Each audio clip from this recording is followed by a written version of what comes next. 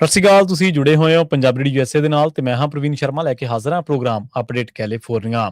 Update California programme ਦੇ ਵਿੱਚ ਕੀ ਅਹਿਮ ਤੇ ਕੀ ਖਾਸ ਖਬਰਾਂ ਨੂੰ ਲੈ ਕੇ ਚਰਚਾ ਕਰਨ ਦੇ ਲਈ ਜੁੜ ਚੁੱਕੇ ਨੇ ਰਾਜਕਰਨਵੀਰ ਸਿੰਘ ਜੀ। ਰਾਜਕਰਨਵੀਰ ਸਿੰਘ ਜੀ, ਸਤਿ ਸ਼੍ਰੀ ਅਕਾਲ, ਸਵਾਗਤ ਹੈ ਜੀ। ਧੰਨਵਾਦ ਪ੍ਰਵੀਨ ਸ਼ਰਮਾ ਜੀ। ਪੰਜਾਬੀ ਰੇਡੀਓ USA ਸੁਣ ਰਹੇ ਦੇਖ ਰਹੇ ਸਾਡੇ ਸਾਰੇ ਹੀ ਸਰੋਤਿਆਂ ਤੇ ਦਰਸ਼ਕਾਂ ਨੂੰ ਅਪਡੇਟ ਕੈਲੀਫੋਰਨੀਆ 'ਚ ਸਵਾਗਤ ਹੈ। ਅੱਜ 13 ਅਪ੍ਰੈਲ ਦਿਨ ਸੋਮਵਾਰ ਤੇ ਆਪ ਸਭ ਨੂੰ ਮੇਰੇ ਵੱਲੋਂ ਸਾਡੀ ਟੀਮ ਵੱਲੋਂ ਇੱਕ ਵਾਰੀ ਫੇਰ ਖਾਲਸਾ ਪੰਥ ਦੇ ਪ੍ਰਗਟ ਜੀ ਦਿਵਸ ਦੀਆਂ ਸਾਜਨਾ ਦਿਵਸ ਦੀਆਂ ਲੱਖ ਲੱਖ ਵਧਾਈਆਂ ਹੋਣ। ਜੀ ਬਿਲਕੁਲ। ਸੋ ਪ੍ਰੋਗਰਾਮ ਦੇ ਵਿੱਚ ਅੱਗੇ ਵਧਣ ਤੋਂ ਪਹਿਲਾਂ ਧੰਨਵਾਦ ਕਰਦੇ ਚੱਲੀਏ ਸਪਾਂਸਰਸ ਦਾ, ਜਿਹੜੇ ਜ਼ਰੀਆ ਬਣਦੇ ਨੇ ਇਹਨਾਂ ਪ੍ਰੋਗਰਾਮਾਂ ਨੂੰ ਤੁਹਾਡੇ ਤੱਕ ਪਹੁੰਚਾਉਣ ਦੇ ਲਈ। ਖਾਲਸਾ ਇੰਸ਼ੋਰੈਂਸ ਏਜੰਸੀ ਵਾਲੇ, ਜਿਨ੍ਹਾਂ ਤੋਂ ਤੁਸੀਂ ਹਰ ਤਰੀਕੇ ਦੀ ਇੰਸ਼ੋਰੈਂਸ ਲੈ ਸਕਦੇ ਹੋ। ਇੰਸ਼ੋਰੈਂਸ ਬਾਰੇ ਪਤਾ ਕਰਨ ਦੇ ਲਈ ਇਹਨਾਂ ਦਾ ਨੰਬਰ ਹੈ 468-272-2500। ਇਹ 1992 ਤੋਂ ਲਗਾਤਾਰ ਇੰਸ਼ੋਰੈਂਸ ਬਿਜ਼ਨਸ ਦੇ ਵਿੱਚ ਸ਼ਾਨਦਾਰ ਸੇਵਾਵਾਂ ਦੇ ਰਹੇ ਨੇ ਤੇ ਅਮਰੀਕਾ ਭਰ ਦੇ ਵਿੱਚ ਇੰਸ਼ੋਰੈਂਸ ਕਰਦੇ ਨੇ। ਓਬਾਮਾ ਕੇਅਰ, ਮੈਡੀਕੇਅਰ ਜਾਂ ਫਿਰ ਕਵਰਡ ਕੈਲੀਫੋਰਨੀਆ ਬਾਬਤ ਪਾਲਿਸੀ ਕਰਵਾਉਣ ਦੇ ਲਈ, ਸਲਾਹ ਲੈਣ ਦੇ ਲਈ ਅੱਜ ਹੀ ਕਾਲ ਕਰੋ 468-272-2500 ਤੇ। ਟਰਕੀਆਨਾ ਇਮੀਗ੍ਰੇਸ਼ਨ ਲਾ ਫਰਮ ਵਾਲੇ, ਜੇ ਟਰਕੀਆਨਾ ਟੋਰਨੀ ਟਰਕੀਆਨਾ ਦੇ ਨਾਲ ਤੁਸੀਂ US ਇਮੀਗ੍ਰੇਸ਼ਨ ਬਾਬਤ ਕੋਈ ਵੀ ਸਲਾਹ ਕਰਨੀ ਹੈ, ਕੋਈ ਵੀ ਸਵਾਲ ਪੁੱਛਣਾ, ਤੇ ਇਹਨਾਂ ਦਾ ਨੰਬਰ ਹੈ 415-909-0503। ਗੁਰਦੀਪ ਸਿੰਘ ਬਿਰਦੀ ਕਲੋਵਿਸ, ਮਨਦੀਪ ਸਿੰਘ, ਸੰਦੀਪ ਕੌਰ ਸੈਨ ਹੋਜ਼ੇ, ਓਂਕਾਰ ਸਿੰਘ ਫ੍ਰੈਜ਼ਨੋ, ਗੁਰਬਚਨ ਸਿੰਘ ਸੈਕਰਾਮੈਂਟੋ ਤੇ ਇਹਨਾਂ ਸਾਰੇ ਹੀ ਸਪਾਂਸਰਸ ਦਾ ਬਹੁਤ ਬਹੁਤ ਧੰਨਵਾਦ। ਤੇ ਜੇਕਰ ਤੁਸੀਂ ਵੀ ਪੰਜਾਬੀ USA ਦੇ ਇਹਨਾਂ ਪ੍ਰੋਗਰਾਮਾਂ ਨੂੰ ਸਪਾਂਸਰ ਕਰਨਾ ਚਾਹੁੰਦੇ ਹੋ ਤਾਂ ਸਟੂਡੀਓ ਦਾ ਨੰਬਰ ਹੈ 468-272-5200 ਜੀ। ਖਬਰਾਂ ਦੀ ਸ਼ੁਰੂਆਤ ਕਰਦੇ ਹਾਂ। ਪ੍ਰਵੀਨ ਜੀ, ਤੁਸੀਂ ਵੀ ਇਸ ਖਬਰਾਂ ਜਿਹੜੀਆਂ ਉਹ ਸਾਂਝੀਆਂ ਕੀਤੀਆਂ ਗਈਆਂ ਸਵੇਰੇ ਵੀ, ਜਿਸ ਤਰੀਕੇ ਦੇ ਨਾਲ ਐਰਿਕ ਸਵੈਲਵੈਲ ਦਾ ਰੌਲਾ ਚੱਲ ਰਿਹਾ, ਸੈਕਸ਼ੂਅਲ ਅਸੌਲਟ, ਸੈਕਸ਼ੂਅਲ ਮਿਸਕੰਡਕਟ, ਇੱਥੋਂ ਤੱਕ ਕਿ ਰੇਪ ਦੇ ਜਿਹੜੇ ਚਾਰਜਿਸ ਉਸ ਉੱਤੇ ਲੱਗੇ ਆ। ਉਸਨੇ ਜਿਹੜਾ ਰਿਜ਼ਾਈਨ ਹੁਣ ਕਾਂਗਰਸ ਤੋਂ ਵੀ ਜਿਹੜਾ ਕਰ ਦੇਣਾ, ਗਵਰਨਰ ਦਾ ਜਿਹੜਾ ਉਸਦਾ ਕੈਂਪੇਨ ਸੀ ਉਸਨੂੰ ਤਾਂ ਜਿਹੜਾ ਉਸਨੇ ਬੰਦ ਕਰ ਹੀ ਦਿੱਤਾ ਸੀਗਾ। ਇਸ ਤੋਂ ਇਲਾਵਾ ਇੱਕ ਹੋਰ ਜਿਹੜਾ ਟੋਨੀ ਗੋਂਜ਼ਾਲੇਸ ਨਾਂ ਦਾ ਰਿਪਰੈਜ਼ੈਂਟੇਟਿਵ ਆ, ਉਹ ਵੀ ਕਹਿੰਦੇ ਵੀ ਹੁਣ ਕਾਂਗਰਸ ਨੂੰ ਛੱਡਣ ਜਾ ਰਿਹਾ ਆ। ਇਹ ਦੋਨਾਂ ਪਾਰਟੀਆਂ ਦੇ ਇੱਕ ਬੰਦੇ ਆ। ਜਿਹੜਾ ਰਿਪਬਲਿਕਨ ਪਾਰਟੀ ਦਾ ਗੋਂਜ਼ਾਲੇਸ ਆ, ਉਸ ਉੱਤੇ ਵੀ ਇਸੇ ਤਰੀਕੇ ਦੇ ਹੀ ਜਿਹੜੇ ਦੋਸ਼ ਆ ਉਹ ਲੱਗੇ ਸੀਗੇ, ਪਰ ਕਿਸੇ ਟਾਈਮ ਦੇ ਉੱਤੇ ਇਹ ਅਸਤੀਫਾ ਦੇਣ ਤੋਂ ਮੁੱਕਰਿਆ ਹੋਇਆ ਸੀਗਾ। ਪਰ ਹੁਣ ਇਹ ਮੰਨਿਆ ਜਾ ਰਿਹਾ ਸੀਗਾ ਵੀ ਕਾਂਗਰਸ ਦੇ ਵਿੱਚ ਇਹਨਾਂ ਦੋਨਾਂ ਦੇ ਉਲਟ ਐਕਸਪਲਜਨ ਦੀਆਂ ਵੋਟਸ, ਯਾਨੀ ਕਿ ਉਹਨਾਂ ਨੂੰ ਬਾਕੀ ਜਿਹੜੇ ਕਾਂਗਰਸਮੈਨ ਕਾਂਗਰਸ ਵੂਮਨ ਆ ਉਹ ਮਿਲ ਕੇ ਜਿਹੜੇ ਚੈਂਬਰ ਤੋਂ ਬਾਹਰ ਕੱਢਣ ਬਾਰੇ ਜਿਹੜੇ ਸੋਚ ਰਹੇ ਸੀਗੇ, ਉਹ ਇਹਨਾਂ ਨੇ ਇਹ ਸੋਚਿਆ ਵੀ ਹੁਣ ਬੇਇੱਜ਼ਤੀ ਜ਼ਿਆਦਾ ਹੋ ਜਾਣੀ ਆ। ਇਹਦੇ ਵਿੱਚ ਨਾਲ ਹੋਰ ਆਲਰੇਡੀ ਕਰਤੂਤਾਂ ਤਾਂ ਇਹਨਾਂ ਦੀਆਂ ਪਹਿਲਾਂ ਹੀ ਭੈੜੀਆਂ ਆ, ਪਰ ਕਹਿੰਦੇ ਵੀ ਹੁਣ ਹੋਰ ਬੇਇੱਜ਼ਤੀ ਤੋਂ ਬਚਣ ਖਾਤਰ ਇਹ ਪਹਿਲਾਂ ਹੀ ਆਪਣੇ ਆਪ ਨੂੰ ਕਾਂਗਰਸ ਤੋਂ ਜਿਹੜਾ ਛੱਡਣ ਦਾ ਜਿਹੜਾ ਉਹ ਪਲਾਨ ਆ ਉਹ ਬਣਾ ਰਹੇ ਹੈਗੇ ਆ। ਐਰਿਕ ਸਵੈਲਵੈਲ ਮੇਨ ਕੰਟੈਂਡਰ ਸੀਗਾ ਕੈਲੀਫੋਰਨੀਆ ਦੇ ਵਿੱਚ ਗਵਰਨਰ ਦੇ ਅਹੁਦੇ ਦੇ ਵਜੋਂ, ਖਾਸ ਕਰਕੇ ਡੈਮੋਕ੍ਰੇਟ ਪਾਰਟੀ ਵੱਲੋਂ, ਪਰ ਇਸ ਦੀਆਂ ਜਿਹੜੀਆਂ ਪੁਰਾਣੀਆਂ ਕੀਤੀਆਂ ਕਰਤੂਤਾਂ ਆ ਉਹ ਹੁਣ ਸਾਹਮਣੇ ਜੱਗ ਜ਼ਾਹਰ ਹੋਣ ਤੋਂ ਬਾਅਦ ਚ ਇਸ ਨੂੰ ਸ਼ਰਮਿੰਦਗੀ ਭਰੇ ਹੋ ਕੇ ਜਿਹੜਾ ਇਸ ਰੇਸ ਚੋਂ ਬਾਹਰ ਹੋਣਾ ਪੈ ਰਿਹਾ ਆ। ਇਸ ਦੇ ਨਾਲ ਇੱਕ ਚੀਜ਼ ਜਿਹੜੀ ਹੋਰ ਪ੍ਰਵੀਨ ਜੀ ਜਿਹੜੀ ਇਹ ਵਾਪਰੀ ਆ ਵੀ ਹੁਣ ਡੈਮੋਕ੍ਰੇਟਾਂ ਨੂੰ ਇਹ ਨਹੀਂ ਪਤਾ ਲੱਗ ਰਿਹਾ ਵੀ ਅਗਲਾ ਇਹਨਾਂ ਦਾ ਕੰਟੈਂਡਰ ਹੋ ਕੌਣ ਸਕਦਾ ਆ, ਕਿਸ ਦੀ ਜਿਹੜੀ ਉਹ ਇਸ ਨੂੰ ਸਪੋਰਟ ਕਰਨਗੇ। ਕੇਟੀ ਪੋਰਟਰ, ਟੌਮ ਸਟਾਇਰ, ਇੱਥੋਂ ਤੱਕ ਕਿ ਸੈਨ ਹੋਜ਼ੇ ਦੇ ਜਿਹੜੇ ਮੇਅਰ ਮੈਟ ਮਹਾਨ, ਉਹਨਾਂ ਦਾ ਵੀ ਜਿਹੜਾ ਨਾਮ ਹੁਣ ਅੱਗੇ ਆ ਰਿਹਾ ਆ। ਇਹ ਸਾਰੇ ਜਿਹੜੇ ਰੌਲੇ ਰੱਪੇ ਦੇ ਵਿੱਚ, ਇਸ ਕੁੱਕੜ ਖੇਹ ਦੇ ਵਿੱਚ ਜਿਹੜੇ ਦੋਨੋਂ ਰਿਪਬਲਿਕਨਸ ਨੇ, ਉਹਨਾਂ ਦੀ ਦਾਅਵੇਦਾਰੀ ਹੋਰ ਜ਼ਿਆਦਾ ਮਜ਼ਬੂਤ ਜਿਹੜੀ ਉਹ ਬਣ ਜਾਂਦੀ ਹੈ। ਜਿੱਥੇ ਰਿਵਰਸਾਈਡ ਦੇ ਜਿਹੜੇ ਹੈਗੇ ਨੇ ਚੈਡ ਬਿਆਂਕੋ ਸ਼ੈਰਿਫ, ਤੇ ਜਿਹੜੇ ਫੌਕਸ ਨਿਊਜ਼ ਦੇ ਜਿਹੜੇ ਰਹੇ ਹੋਸਟ ਸਟੀਵ ਹਿਲਟਨ, ਉਹ ਆਲਰੇਡੀ ਪਹਿਲਾਂ ਹੀ ਦੋਨੋਂ ਲੀਡ ਕਰ ਰਹੇ ਸੀ। ਕੈਲੀਫੋਰਨੀਆ ਦੇ ਵਿੱਚ ਜਿਹੜੇ ਵੀ ਦੋ ਕੰਟੈਂਡਰ ਹੁੰਦੇ ਆ, ਡਜ਼ ਨਾਟ ਮੈਟਰ ਉਹ ਸੇਮ ਪਾਰਟੀ ਦੇ ਆ ਜਾਂ ਵੱਖੋ ਵੱਖਰੀ ਪਾਰਟੀ ਦੇ ਆ, ਉਹਨਾਂ ਦੋਨਾਂ ਨੂੰ ਹੀ ਨਵੰਬਰ ਦੀਆਂ ਰਨ ਆਫ ਇਲੈਕਸ਼ਨ ਚ, ਮੇਨ ਇਲੈਕਸ਼ਨ ਚ ਮੌਕਾ ਜਿਹੜਾ ਮਿਲਦਾ ਆ। ਰਿਪਬਲਿਕਨ ਪਾਰਟੀ ਦੇ ਵਿੱਚ ਵੀ ਜਿਹੜਾ ਇਸ ਟਾਈਮ ਘਮਸਾਨ ਕੈਲੀਫੋਰਨੀਆ ਚ ਇਸ ਐਂਗਲ ਤੋਂ ਜਿਹੜਾ ਚੱਲ ਰਿਹਾ ਆ, ਪ੍ਰੈਜ਼ੀਡੈਂਟ ਟਰੰਪ ਬਾਕੀ ਰਿਪਬਲਿਕਨਸ ਨੂੰ ਇੱਥੋਂ ਦੇ ਨੂੰ ਕਹਿ ਰਹੇ ਆ ਵੀ ਸਟੀਵ ਹਿਲਟਨ ਨੂੰ ਸਪੋਰਟ ਕਰੋ, ਪਰ ਉਹ ਅੰਦਰ ਖਾਤੇ ਚੈਡ ਬਿਆਂਕੋ ਨੂੰ ਸਪੋਰਟ ਜਿਹੜੀ ਉਹ ਕਰਨਾ ਚਾਹ ਰਹੇ ਨੇ। ਸੋ ਉਹਨਾਂ ਦਾ ਵੀ ਅੰਦਰ ਖਲਾਰਾ ਜਿਹੜਾ ਆ ਇਸ ਐਂਗਲ ਤੋਂ ਪਿਆ ਹੋਇਆ ਆ। ਸੋ ਇਸ ਵਾਰ ਕੈਲੀਫੋਰਨੀਆ ਦੇ ਗਵਰਨਰ ਦੀ ਜਿਹੜੀ ਰੇਸ ਆ ਉਹ ਖਾਸੀ ਰੌਚਕ ਜਿਹੜੀ ਉਹ ਬਣਦੀ ਜਾ ਰਹੀ ਆ, ਇਹਨਾਂ ਜਿਹੜੀਆਂ ਆ ਵੱਖ-ਵੱਖ ਦਾਅਵੇਦਾਰੀਆਂ ਤੇ ਨਮੋਸ਼ੀ ਭਰੀਆਂ ਜਿਹੜੀਆਂ ਹਰਕਤਾਂ ਤੋਂ ਬਾਅਦ ਚ। ਜੀ ਬਿਲਕੁਲ। ਇਸੇ ਤਰ੍ਹਾਂ ਸਵੇਰ ਦਾ ਇੱਕ ਹੋਰ ਮਸਲਾ ਜਿਹੜਾ ਕਾਫੀ ਭਖਿਆ ਪਿਆ, ਆਪਾਂ ਜਿਵੇਂ ਦੇਖਿਆ ਕਿ ਸਵੇਰ ਦੇ ਪ੍ਰੋਗਰਾਮ ਦੇ ਵਿੱਚ ਵੀ ਆਪਾਂ ਚਰਚਾ ਕੀਤੀ ਸੀ ਕਿ ਕਿਸ ਤਰੀਕੇ ਦੇ ਨਾਲ ਟਰੰਪ ਜਿਹੜੇ ਪੋਪ ਨੇ ਉਹ ਆਮੋ ਸਾਹਮਣੇ ਨੇ, ਤੇ ਹੁਣ ਇੱਕ ਵਾਰ ਫਿਰ ਤੋਂ ਪੋਪ ਲੀਓ ਨੇ ਇਹ ਗੱਲ ਕਹੀ ਹੈ ਕਿ ਉਹ ਟਰੰਪ ਪ੍ਰਸ਼ਾਸਨ ਤੋਂ ਡਰਦੇ ਨਹੀਂਗੇ। ਉਹਨਾਂ ਨੇ ਈਰਾਨ ਦੇ ਖਿਲਾਫ ਜਿਹੜੀ ਅਮਰੀਕਾ ਇਜ਼ਰਾਈਲ ਦੀ ਜਿਹੜੀ ਜੰਗ ਆ, ਇਸ ਸੰਬੰਧੀ ਆਪਣੇ ਸ਼ਾਂਤੀ ਸੁਨੇਹੇ ਦੀ ਅਮਰੀਕੀ ਰਾਸ਼ਟਰਪਤੀ ਡੋਨਾਲਡ ਟਰੰਪ ਵੱਲੋਂ ਜਿਹੜੀ ਨੁਕਤਾਚੀਨੀ ਕੀਤੀ ਗਈ ਆ, ਉਹਦੇ ਜਵਾਬ ਦੇ ਵਿੱਚ ਇਹ ਗੱਲ ਕਹੀ ਹੈ ਕਿ ਵੈਟੀਕਨ ਦੀ ਜਿਹੜੀ ਸ਼ਾਂਤੀ ਤੇ ਸੁਲ੍ਹਾ ਦੀ ਅਪੀਲ ਹੈ ਉਹ ਬਾਈਬਲ ਦੇ ਪਵਿੱਤਰ ਉਪਦੇਸ਼ਾਂ ਦੇ ਮੁਤਾਬਕ ਸੀਗੀ।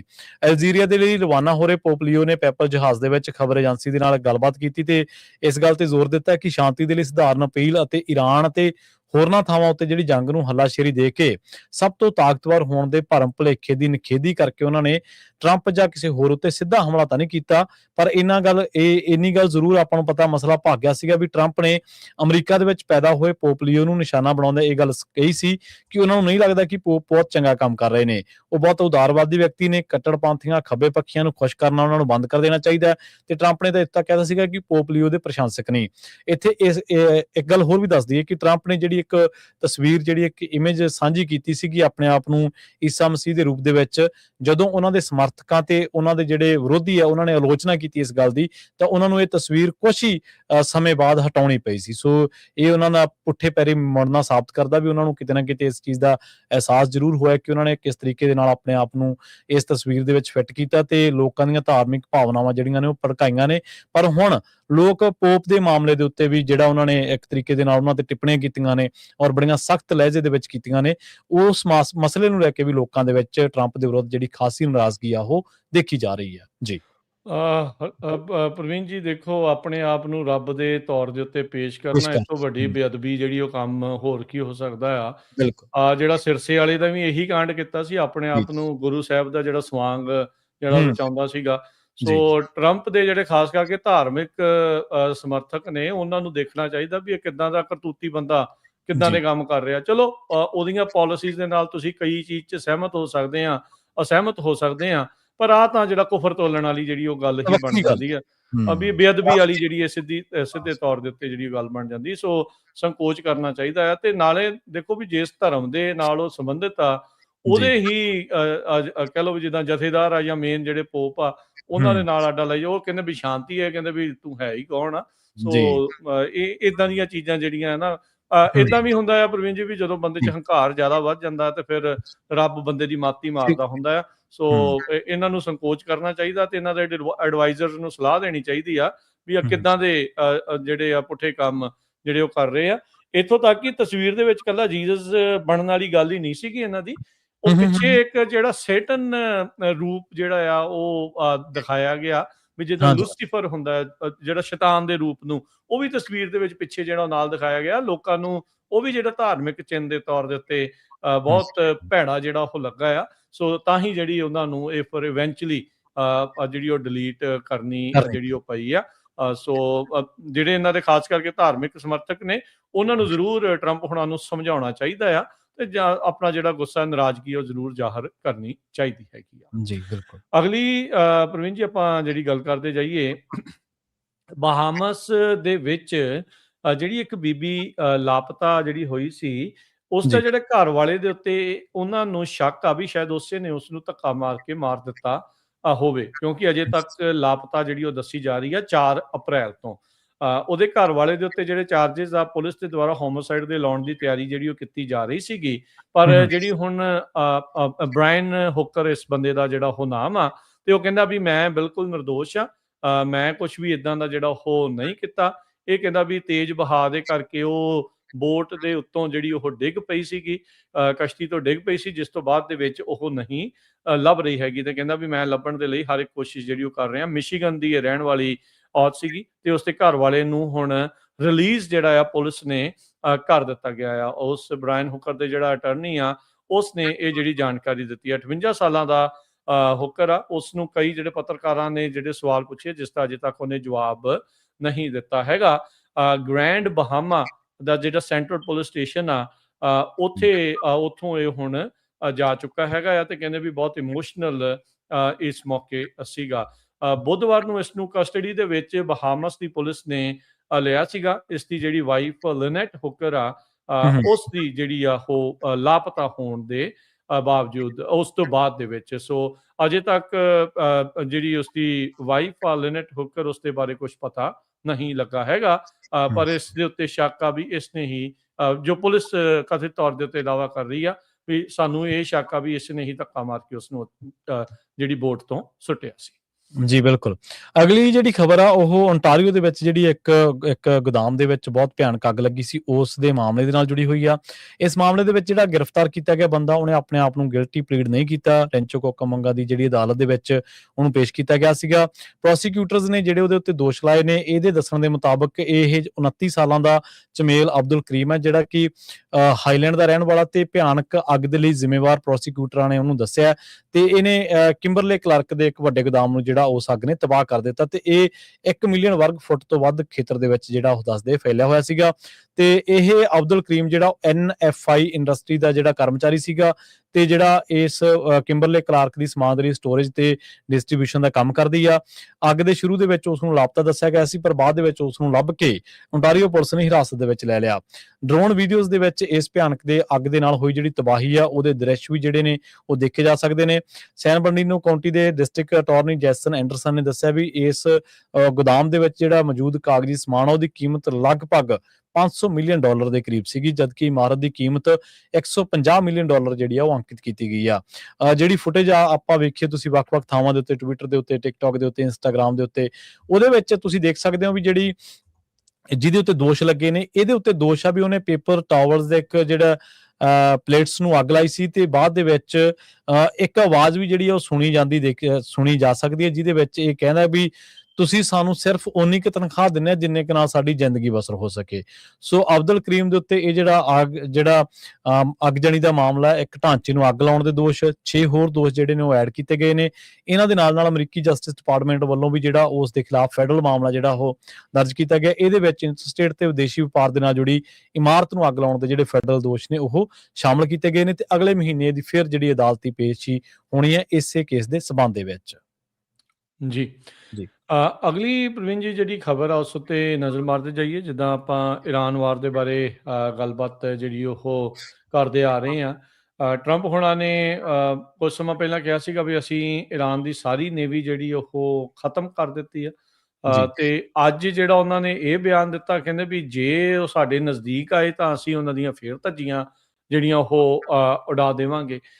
ਸੋ ਇੱਕ ਜਿਹੜੀ ਅੰਦਰੂਨੀ ਖਬਰ ਹੋਰ ਪ੍ਰਵੀਨ ਜੀ, ਆਈ ਐਮ ਪ੍ਰੀਟੀ ਸ਼ੋਰ ਤੁਸੀਂ ਸਾਰਿਆਂ ਨੇ ਉਹ ਖਬਰ ਕੀਤੀ ਹੋਈ ਆ ਵੀ ਜਿਹੜੀ 21 ਘੰਟੇ ਇਹਨਾਂ ਦੀ ਵਾਰਤਾਲਾਪ ਪਾਕਿਸਤਾਨ ਦੇ ਵਿੱਚ ਚੱਲੀ ਸੀਗੀ। ਕਹਿੰਦੇ ਵੀ ਜਿਹੜੇ ਵਾਈਸ ਪ੍ਰੈਜ਼ੀਡੈਂਟ ਹੈਗੇ ਆ ਉਹਨਾਂ ਨੂੰ ਇਵੈਂਚੁਅਲੀ ਉਸ ਦੇ ਵਿੱਚ ਨੇਤਨਯਾਹੂ ਦੀ ਕਾਲ ਆ ਗਈ ਸੀ, ਜਿਸ ਤੋਂ ਬਾਅਦ ਦੇ ਵਿੱਚ ਕਾਫੀ ਰੁੱਖ ਜਿਹੜਾ ਆ ਉਹ ਬਦਲ ਗਿਆ ਗੱਲਬਾਤ ਦਾ। ਸੋ ਜਿਹੜੀ ਵੈਂਸ ਹੁਣਾਂ ਨੇ ਤਾਂ ਇਹੀ ਕਿਹਾ ਸੀਗਾ ਵੀ ਨਿਊਕਲੀਅਰ ਨੂੰ ਰਹਿ ਕੇ ਮੁੱਖ ਤੌਰ ਦੇ ਉੱਤੇ ਇਹਨਾਂ ਦੀ ਜਿਹੜਾ ਕੋਈ ਸਮਝੌਤਾ ਆ ਉਹ ਨਹੀਂ ਜਿਹੜਾ ਉਹ ਬਣ ਸਕਿਆ ਸੀਗਾ ਤੇ ਟਰੰਪ ਹੁਣਾਂ ਨੇ ਬਾਅਦ ਦੇ ਵਿੱਚ ਇਰਾਨੀਅਨ ਜਿਹੜੀ ਸਟ੍ਰੇਟ ਆਫ ਹਾਰਮੁਜ਼ ਦੇ ਉੱਤੇ ਬਲੌਕੇਡ ਲਾਇਆ ਤੇ ਈਰਾਨ ਵਾਲਿਆਂ ਨੇ ਇਸ ਦੀ ਕਹਿ ਲਓ ਵੀ ਚੁਟਕੀਆਂ ਵੀ ਭਰੀਆਂ ਵੀ ਅਸੀਂ ਤਾਂ ਆਪ ਬੰਦ ਕੀਤੇ ਸੀ, ਸਾਡੇ ਲਈ ਇਹ ਆਪ ਹੀ ਜਿਹੜਾ ਉਹ ਬੰਦ ਕਰਨ ਦਾ ਕੰਮ ਕਰ ਰਹੇ ਆ। ਸੋ ਥੈਂਕ ਯੂ ਵੀ ਇਸ ਚੀਜ਼ ਦੇ ਲਈ ਜਿਹੜਾ ਉਹ ਉਹਨਾਂ ਨੇ ਮਜ਼ਾਕੀ ਅੰਦਾਜ਼ ਦੇ ਵਿੱਚ ਜਿਹੜਾ ਧੰਨਵਾਦ ਜਿਹੜਾ ਉਸ ਤਰੀਕੇ ਦੇ ਨਾਲ ਕੀਤਾ ਆ। ਪਰ ਜਿੱਦਾਂ ਪ੍ਰਵੀਨ ਜੀ ਈਰਾਨ ਵਾਰ ਡਰੈਗ ਹੋ ਰਹੀ ਆ, ਮਿਡ ਟਰਮ ਦੇ ਵਿੱਚ ਰਿਪਬਲਿਕਨਸ ਦੇ ਲਈ ਜਿਹੜੇ ਫੋਰਕਾਸਟ ਆ ਉਹ ਕਹਿੰਦੇ ਵੀ ਹੋਰ ਵੱਧ ਤੋਂ ਬੱਤਰ ਜਿਹੜੇ ਉਹ ਹੁੰਦੇ ਜਾ ਰਹੇ ਆ। ਸੋ GOP ਦੇ ਲਈ ਇਹ ਜਿਹੜੀ ਇਲੈਕਸ਼ਨ ਬਹੁਤ ਜ਼ਿਆਦਾ ਟਫ ਰਹਿਣ ਵਾਲੀ ਆ। ਗੈਸ ਦੇ ਪ੍ਰਾਈਸਿਸ ਉਹ ਲਗਾਤਾਰ ਉੱਤੇ ਜਿਹੜੇ ਉਹ ਚੱਲ ਰਹੇ ਆ ਤੇ ਇਕਨੋਮਿਕ ਆਊਟਲੁੱਕ ਕੋਈ ਬੜੀ ਚੰਗੀ ਜਿਹੜੀ ਨਜ਼ਰ ਨਹੀਂ ਆ ਰਹੀ ਹੈਗੀ। ਸੋ ਕਹਿੰਦੇ ਵੀ 2026 ਦੇ ਵਿੱਚ ਆਪਾਂ ਆਲਰੇਡੀ ਦੇਖ ਰਹੇ ਹਾਂ ਇਸ ਇਲੈਕਸ਼ਨ ਤੋਂ ਪਹਿਲਾਂ ਇੰਨੇ ਕੁ ਜ਼ਿਆਦਾ ਜਿਹੜੇ ਇਸ ਟਾਈਮ ਖਾਸ ਕਰਕੇ ਰਿਪਬਲਿਕਨ ਪਾਰਟੀ ਦੇ ਕਾਂਗਰਸਮੈਨ, ਕਾਂਗਰਸਵੂਮਨ ਤੇ ਸੈਨੇਟਰਸ ਜਵਾਬ ਦੇ ਰਹੇ ਆ ਰੀ ਇਲੈਕਸ਼ਨ ਤੋਂ। ਉਹਨਾਂ ਨੂੰ ਇਹ ਸ਼ੱਕ ਆ ਵੀ ਅਸੀਂ ਬੁਰੀ ਤਰ੍ਹਾਂ ਜਿਹੜਾ ਉਹ ਹਾਰ ਸਕਦੇ ਹੈਗੇ ਆ ਤੇ ਖਾਸ ਕਰਕੇ ਉਹ ਵੀ ਜਿਹੜੇ ਪਬਲਿਕਲੀ ਤਾਂ ਟਰੰਪ ਹੁਣਾਂ ਦੇ ਉਲਟ ਕੁਝ ਨਹੀਂ ਬੋਲਦੇ, ਪਰ ਇੰਟਰਨਲੀ ਜਿਹੜੇ ਉਹ ਉਲਟ ਆ ਤੇ ਉਹਨਾਂ ਨੂੰ ਇਹ ਆ ਵੀ ਸਾਡੀ ਜਿਹੜੀ ਸੀਟ ਆ ਕਿਤੇ ਪ੍ਰਾਇਮਰੀ ਜਿਹੜੀ ਆ ਉਹ ਟਰੰਪ ਨਾ ਕਰਵਾ ਦੇਣ। ਸੋ ਕੰਜ਼ਿਊਮਰ ਸੈਂਟੀਮੈਂਟ ਲੋਵੈਸਟ ਔਨ ਰੈਕਡ ਜਿਹੜਾ ਆ ਉਹ ਇਸ ਮੌਕੇ ਜਿਹੜਾ ਚੱਲ ਰਿਹਾ ਹੈਗਾ ਆ ਤੇ ਇਹਦੇ ਵਿੱਚ ਹੁਣ ਦੇਖਣਾ ਹੋਊਗਾ ਵੀ ਅੱਗੇ ਕੀ ਸਿਚੁਏਸ਼ਨ ਪ੍ਰਵੀਨ ਜੀ ਬਣਦੀ ਆ। ਪਰ ਨਵੰਬਰ ਦੀਆਂ ਇਲੈਕਸ਼ਨ ਤੋਂ ਪਹਿਲਾਂ ਸਿਚੁਏਸ਼ਨ ਅਜੇ ਕੋਈ ਬਾੜੀ ਠੀਕ ਹੁੰਦੀ ਨਜ਼ਰ ਨਹੀਂ ਆ ਰਹੀ ਹੈਗੀ ਤੇ ਜੇ ਈਰਾਨ ਦੀ ਜਿਹੜੀ ਜੰਗ ਆ ਇਸੇ ਤਰੀਕੇ ਦੇ ਨਾਲ ਇਜ਼ਰਾਈਲ ਦੇ ਕਹੇ ਅਮਰੀਕਾ ਲੜਦਾ ਰਹਿੰਦਾ ਆ ਤਾਂ ਇਹਨਾਂ ਦੇ ਲਈ ਜਿਹੜੀ ਕਾਫੀ ਜਿਹੜੀ ਚਿੰਤਾ ਦਾ ਵਿਸ਼ਾ ਖਾਸ ਕਰਕੇ ਉਹ ਹੋਊਗਾ। ਹੁਣ ਤਾਂ ਜਿਹੜੇ ਕਈ ਕ੍ਰਿਟਿਕ ਆ ਖਾਸ ਕਰਕੇ ਵਿਰੋਧੀ ਧਿਰਾਂ ਵਾਲੇ ਤਾਂ ਉਹਨਾਂ ਨੇ ਤਾਂ ਕਹਿਣਾ ਹੀ ਆ, ਕਹਿੰਦੇ ਵੀ ਸਾਨੂੰ ਇਹ ਸ਼ੱਕ ਆ ਵੀ ਟਰੰਪ ਹੁਣੀ ਇਹ ਜਿਹੜੀ ਲੜਾਈ ਆ ਇਹਨੂੰ ਨਵੰਬਰ ਤੋਂ ਪਾਰ ਤੱਕ ਜਿਹੜੀ ਉਹ ਖਿੱਚ ਜਿਹੜਾ ਹੁਣ ਸਕਦੇ ਹੈਗੇ ਆ। ਕੀ ਉਹਨਾਂ ਦੀ ਇੱਛਾ ਆ ਜਿਹੜੀ ਅਕਸਰ ਇਹਨਾਂ ਦੇ ਉੱਤੇ ਜਿਹੜੇ ਇਹਨਾਂ ਦੇ ਕ੍ਰਿਟਿਕ ਆ ਇਹ ਦੋਸ਼ ਲਾਉਂਦੇ ਆ ਵੀ ਇਹਨਾਂ ਨੇ ਇਲੈਕਸ਼ਨ ਹੀ ਜਿਹੜੀ ਉਹ ਨਹੀਂ ਕਰਵਾਉਣੀ, ਮਾਰਸ਼ਲ ਲਾਅ ਜਿਹੜਾ ਉਹ ਲਾ ਦੇਣਾ ਆ। ਸੋ ਉਹ ਗੱਲ ਦੇ ਵਿੱਚ ਕਿੰਨੀ ਕੁ ਸੱਚਾਈ ਹੋ ਸਕਦੀ ਹੈ ਤਾਂ ਆਉਣ ਵਾਲਾ ਵਕਤ ਦੱਸੇਗਾ। ਪਰ ਹਾਲ ਦੀ ਘੜੀ ਇਕਨੋਮਿਕ ਗੈਸ ਪ੍ਰਾਈਸਿਸ ਤੇ ਈਰਾਨ ਵਾਰ ਡਰੈਗ ਹੋਣ ਦੇ ਨਾਲ GOP ਨੂੰ ਕਾਫੀ ਭਾਜਣਾ ਪਈਆਂ ਹੋਈਆਂ ਨੇ। ਜੀ ਬਿਲਕੁਲ, ਅਮਰੀਕਾ ਦੇ ਵਿੱਚ ਜੰਗ ਦੇ ਵਿਰੋਧ ਦਾ ਇੱਕ ਸਭ ਤੋਂ ਵੱਡਾ ਕਾਰਨ ਇਜ਼ਰਾਈਲ ਦਾ ਵੀ ਦੋਸ਼ ਜਿਹੜਾ ਇਜ਼ਰਾਈਲ ਸਿਰ ਲਾਇਆ ਜਾਂਦਾ ਕਿ ਉਹਨਾਂ ਨੇ ਅਮਰੀਕਾ ਦੇ ਸਿਰ ਜਾਣ ਬੁੱਝ ਕੇ ਜੰਗ ਜਿਹੜੀ ਆ ਉਹ ਮੜੀ ਆ। ਬਹੁਤ ਵੱਡੇ ਪੱਧਰ ਤੇ ਅਮਰੀਕੀ ਜਿਹੜਾ ਉਹ ਇਸ ਗੱਲ ਦਾ ਵਿਰੋਧ ਕਰਦੇ ਨੇ। ਅਗਲੀ ਖਬਰ ਜਿਹੜੀ ਆ ਉਹ ਦੋ ਉਹਨਾਂ ਵਕੀਲਾਂ ਦੇ ਨਾਲ ਜੁੜੀ ਹੋਈ ਹੈ ਜਿਨ੍ਹਾਂ ਨੇ AI ਦਾ ਇਸਤੇਮਾਲ ਕੀਤਾ। ਆਪਾਂ ਦੇਖਦੇ ਹਾਂ ਸਟੂਡੈਂਟ, ਵਕੀਲ, ਡਾਕਟਰ ਜਾਂ ਹੋਰ ਕਈ ਪੇਸ਼ੇਵਰ ਨੇ ਜਿਹੜੇ AI ਦੀ ਵਰਤੋਂ ਕਰਦੇ ਨੇ, ਪਰ ਕਈ ਵਾਰੀ ਗੱਚਾ ਖਾ ਜਾਂਦੇ ਨੇ। ਕਈ ਵਾਰੀ AI ਦੇ ਕੋਲੇ ਵੀ ਜਿਹੜੇ ਸਹੀ ਫੈਕਟ ਐਂਡ ਫਿਗਰਸ ਨਹੀਂ ਹੁੰਦੇ, ਜਾਂ ਉਹ ਤੁਹਾਡੀ ਜਿਹੜੇ ਪ੍ਰੌਂਪਟ ਦਿੱਤਾ ਉਹਦੇ ਤੇ ਡਿਪੈਂਡ ਕਰਦਾ ਕਿ ਤੁਸੀਂ ਕੀ ਆਊਟਪੁੱਟ ਹਾਸਲ ਕਰਦੇ ਆ। ਕੈਲੀਫੋਰਨੀਆ ਦੀ ਸਟੇਟ ਬਾਰ ਨੇ ਦੋ ਵਕੀਲਾਂ ਤੇ ਜਨਰੇਟਿਵ ਆਰਟੀਫਿਸ਼ੀਅਲ ਇੰਟੈਲੀਜੈਂਸ ਦੀ ਵਰਤੋਂ ਕਰਕੇ ਗਲਤ ਅਤੇ ਝੂਠੀਆਂ ਅਦਾਲਤੀ ਫਾਈਲਿੰਗਸ ਪੇਸ਼ ਕਰਨ ਦਾ ਦੋਸ਼ ਲਾਇਆ। ਦੱਸਿਆ ਗਿਆ ਕਿ ਦਸਤਾਵੇਜ਼ ਬਿਨਾਂ ਕਿਸੇ ਸਮੀਖਿਆ ਦੇ, ਬਿਨਾਂ ਕਿਸੇ ਪੜਤਾਲ ਦੇ ਜਿਹੜੇ ਨੇ ਉਹ ਤਿਆਰ ਕੀਤੇ ਗਏ ਤੇ ਬਾਅਦ ਦੇ ਵਿੱਚ ਅਦਾਲਤ ਦੇ ਸਾਹਮਣੇ ਪੇਸ਼ ਕਰ ਦਿੱਤੇ ਗਏ। ਇਸ ਤੋਂ ਇਲਾਵਾ ਤੀਜੇ ਇੱਕ ਮਾਮਲੇ ਦੇ ਵਿੱਚ ਸਟੇਟ ਬਾਰ ਜਿਹੜੀ ਕੋਰਟ ਆ ਉਹਦੇ ਹੀਅਰਿੰਗ ਜਿਹੜਾ ਡਿਪਾਰਟਮੈਂਟ ਆ ਉਹਨੇ ਇੱਕ ਵਕੀਲ ਦੇ ਖਿਲਾਫ ਅਨੁਸ਼ਾਸਨਾਤਮਕ ਜਿਹੜੀ ਸਮਝੌਤਾ ਉਹਨੂੰ ਮਨਜ਼ੂਰੀ ਦਿੱਤੀ ਆ। ਇਸ ਦੇ ਵੀ ਦੋਸ਼ ਇਹੀ ਹੈ ਇਸ ਵਕੀਲ ਤੇ ਵੀ ਇਹਨੇ ਫੈਡਰਲ ਅਦਾਲਤ ਦੇ ਵਿੱਚ ਕਾਨੂੰਨੀ ਹਵਾਲੇ ਤੇ ਜਿਹੜੇ ਕੋਰਟ ਕੀਤੇ ਸੀਗੇ, ਕੁਝ ਜਿਹੜੀਆਂ ਚੀਜ਼ਾਂ ਪੇਸ਼ ਕੀਤੀਆਂ ਸੀ, ਹਵਾਲੇ ਦਿੱਤੇ ਸੀ, ਉਹ ਅਸਲ ਦੇ ਵਿੱਚ ਹਕੀਕਤ ਦੇ ਵਿੱਚ ਮੌਜੂਦ ਹੀ ਨਹੀਂ ਹੈਗੇ। ਮਤਲਬ ਜਿਵੇਂ ਆਪਾਂ ਕਹਿ ਲਈਏ ਵੀ ਉਗਦੀਆਂ ਪਤਾਲ ਮਾਰੀ ਜਾਣਾ ਪੰਜਾਬੀ ਦੇ ਵਿੱਚ, ਜਾਂ ਕਿਤੋਂ ਹੋਰ ਚੱਕ ਕੇ ਮਨ ਘੜਤ ਗੱਲਾਂ ਜਿਹੜੀਆਂ ਨੇ ਫੈਬਰੀਕੇਟਡ ਚੀਜ਼ਾਂ ਉਹ ਅਦਾਲਤ ਦੇ ਵਿੱਚ ਪੇਸ਼ ਕੀਤੀਆਂ। ਤੇ ਇਹਨਾਂ ਦੇ ਜਿਹੜੇ ਨਾਮ ਨੇ ਉਮਿਦ ਐਮਿਲ ਖਲੀਫਾ ਤੇ Stephen Thomas Romain. Chief trial counsel ਦੇ ਦਫ਼ਤਰ ਨੇ ਇਹ ਗੱਲ ਦੱਸੀ ਹੈ ਵੀ ਲਾਸ ਐਂਜਲਸ ਦਾ ਨਿਵਾਸੀ ਹੈ ਖਲੀਫਾ, ਜਿਹਦੇ ਖਿਲਾਫ ਨੋਟਿਸ ਆਫ ਡਿਸਪਲਿਨਰੀ ਚਾਰਜਸ ਦਾਇਰ ਕੀਤਾ ਗਿਆ, NDC ਜਿਹਨੂੰ ਅਦਾਲਤੀ ਭਾਸ਼ਾ ਦੇ ਵਿੱਚ ਕਹਿ ਦਿੰਦੇ ਆ।